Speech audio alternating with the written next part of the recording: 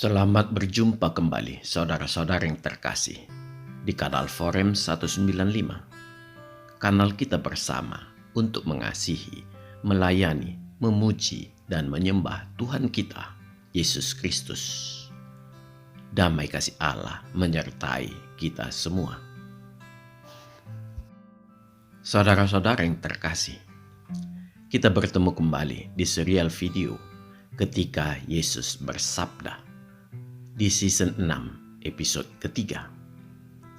Di episode 3 ini kita lanjutkan renungan kita yang berangkat dari episode kedua.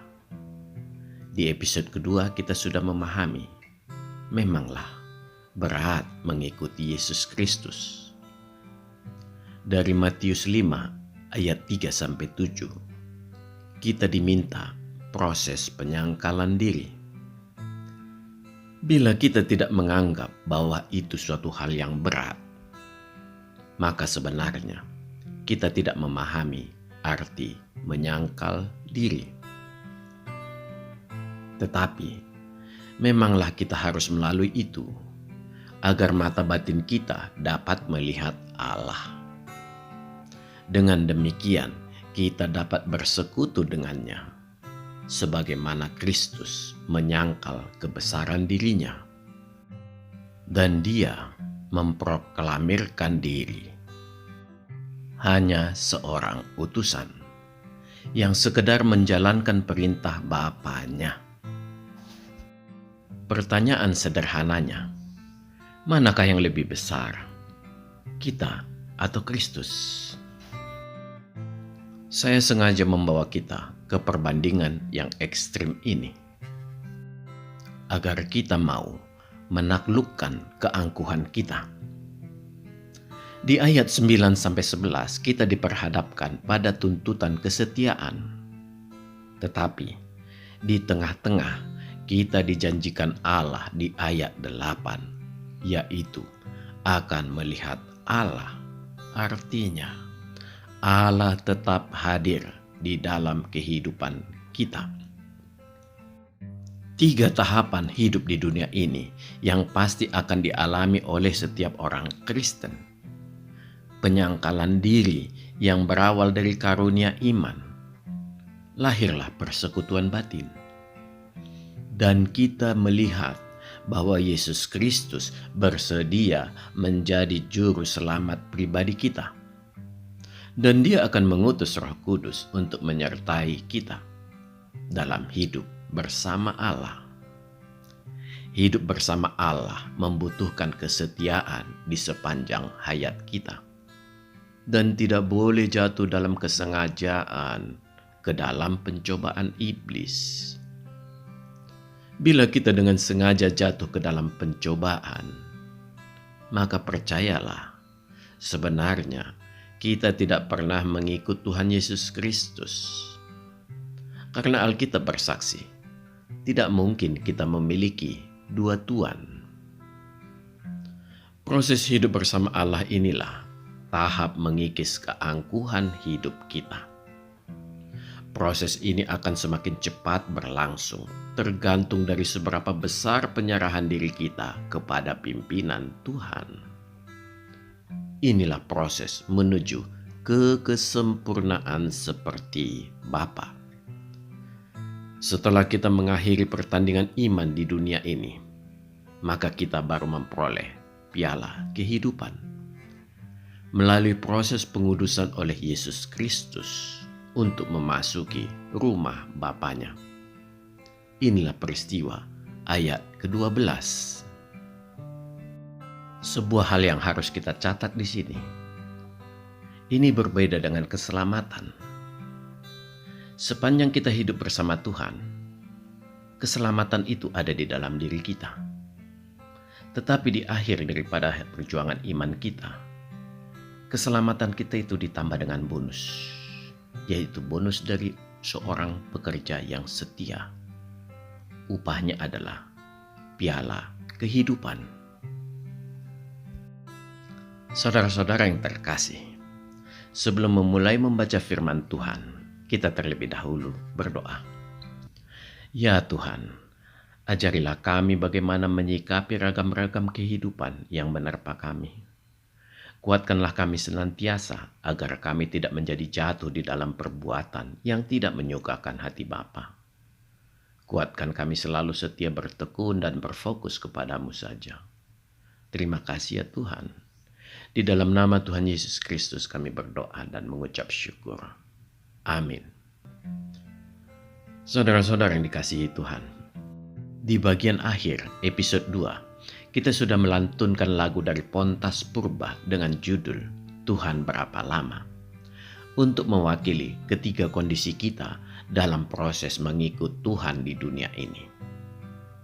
Di akhir episode 3 ini, nanti akan kita lantunkan juga sebuah lagu, Biarpun Gunung Beranjak, dari Bonar Gultom. Saudara-saudara yang terkasih, marilah kita membaca ulang ayat 3-7. Berbahagialah orang yang miskin di hadapan Allah, karena merekalah yang empunya kerajaan sorga. Berbahagialah orang yang berduka cita, karena mereka akan dihibur. Berbahagialah orang yang lemah lembut, karena mereka akan memiliki bumi. Berbahagialah orang yang lapar dan haus akan kebenaran, karena mereka akan dipuaskan. Berbahagialah orang yang murah hatinya, karena mereka akan beroleh kemurahan. Demikianlah firman Tuhan. Kelima ayat ini mengajak kita agar berubah konsep berpikir untuk mengalihkan fokus pada Tuhan. Kita diminta tidak terpuruk pada situasi kemiskinan, kedukaan, kekerasan hati, rasa frustasi pada kabar bohong dan tingkah pola manusia, serta keangkuhan hidup. Semua keadaan ini memperlihatkan sebuah situasi yang tampak wajar dan selalu terjadi di dalam kehidupan manusia. Situasi yang tercipta di alam kita akan menjadi sebuah kewajaran dikarenakan semua orang mengalaminya. Akibatnya, ajaran Kristus ini menjadi ajaran yang sangat tidak wajar bagi manusia kebanyakan. Inilah yang membuat kalangan Farisi kebingungan, sekaligus sangat terpesona. Mereka bingung, dikarenakan sebuah ajaran yang tidak wajar bagi mereka pada saat itu. Mereka terpesona, dikarenakan bukan saja disetujui nalar, tetapi memang sangat menyentuh hati nurani yang paling dalam. Iya, hati kita sudah turut mengamini ketidakwajaran hidup kita, membuatnya menjadi sesuatu yang wajar. Ini mengindikasikan memanglah kita semua sudah rusak sampai ke hati. Yesus Kristus mengetuk pintu hati kita semua untuk menyadarkan kita bahwa kita ternyata hidup pada dunia yang keliru, dunia yang berbeda dengan yang dimaksud Tuhan. Yesus Kristus menunjukkan keadaan kita yang nyata dan menghimbau agar kita menempatkan hidup wajar di mata Tuhan sebagai pengganti hidup wajar di mata manusia. Yesus Kristus adalah dokter spesialis hati yang rusak, bukan sekedar hati yang sakit lagi. Penyakit yang sangat mengerikan, tetapi Dia mampu untuk mengobati sepanjang kita menyerahkan segalanya pada Dia. Obat yang diberikannya sangat meneduhkan hati, tetapi proses pengobatan di sisi manusia sangat membuat menderita. Ya, kita sangat menderita karena harus meninggalkan kenikmatan dunia, keangkuhan hidup, dan bertekuk lutut di kaki Yesus. Tetapi bila kita hendak jujur, benarkah kita menderita? Apakah Tuhan Yesus Kristus melarang kita untuk kaya? Apakah Tuhan Yesus Kristus melarang kita berduka? Tidak. Yesus Kristus hanya ingin agar kita merubah fokus hidup. Dia ingin kita menjalani kehidupan duniawi ini apa adanya, sebagaimana manusia umumnya. Tetapi harus dalam perkenanannya. Itulah konsekuensi memperlihatkan kita sudah memilih hidup bersama Tuhan. Kita tidak boleh lagi memperoleh segalanya melalui cara kita, melainkan harus dengan cara yang diperkenan Tuhan. Bila kita renungkan secara mendalam, bila kita meneruskan dengan cara kita, maka kita sebenarnya sudah mempertaruhkan kehidupan kekal kita di tangan iblis. Betapa ruginya kita. Sebaliknya, betapa besar untung kita bila kita menjalani kehidupan dunia kita di dalam perkenanan Tuhan. Maka, kita juga akan memperoleh kehidupan kekal di sorga, yang sudah pasti jauh lebih gilang gemilang dari kehidupan di dunia. Secara dunia juga kita memperoleh kedamaian hati bila kehidupan dunia kita di pihak Tuhan. Apakah saudara sependapat dengan saya? Saudara-saudara yang dikasihi Tuhan, satu hal yang sangat sering orang Kristen membuat dirinya sendiri menjadi bingung adalah orang Kristen menganggap kehidupan dengan Tuhan itu harus serba mengganti segala karakter dirinya. Bahkan terkadang, secara jujur, saya sendiri juga menjadi bingung. Mengenai hal ini akan kita tinjau bersama di episode keempat. Kehidupan yang serba mengerem ini muncul pada sebuah peristiwa kecil ketika saya bertemu dengan seorang teman. Dia begitu berubah dalam segalanya, yang mana dia hampir tidak saya kenali. Dia mengatakan, dia sudah menerima Tuhan dan Tuhan membutuhkannya di dalam pelayanan di ladang Tuhan. Seorang teman yang ceria dan secara keseluruhan saya nilai adalah seorang dengan pribadi yang baik. Kelima ayat di atas selalu didahului kata berbahagia. Artinya, Yesus Kristus merubah situasi sulit yang kita alami di dunia ini, dan termasuk juga sifat berbahagia yang kita peroleh secara semu, agar semua berubah menjadi kata yang berbahagia yang diartikan Tuhan. Ketika saya menatap wajah teman saya itu, dan saya hanya bertanya perlahan, "Mengapa wajahmu begitu tua?" Selanjutnya, kami hanya berbincang dengan kaku. Peristiwa itu membuat saya sempat merenung setibanya di rumah. Mengapa seperti ini?